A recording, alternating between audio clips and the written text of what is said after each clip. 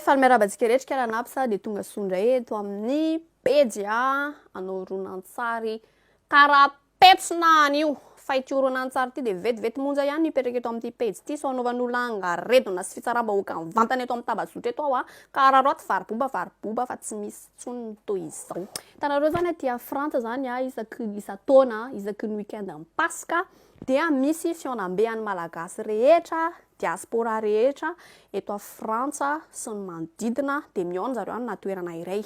Io fihaonana io de fihaonam-be ara-panatanjahantena de ara-koltoraly koa zany hoe fizarana fampisehoana sy fampidirana reva zany kultura malagasy.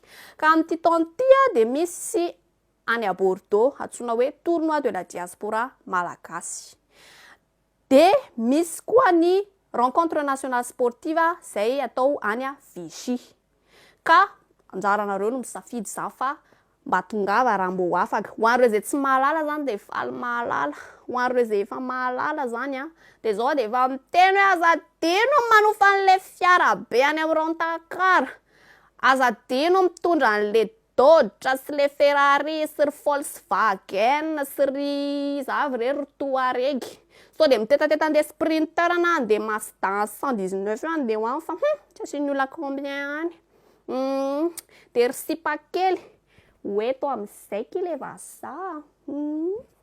Oeto mba ho hitan'ny olona hoe nahazaka vazaha ry oeto. Le Air Force One le vao vidiana manaikitra be iny fa anaovy. Zato mahery ny vidiny izy fa anaovy na manaikitra ary. Le iPhone 13 Pro Max 256 Go 3 capteurs 12 mégapixels capteur principal oeto angalana sary anaovana story.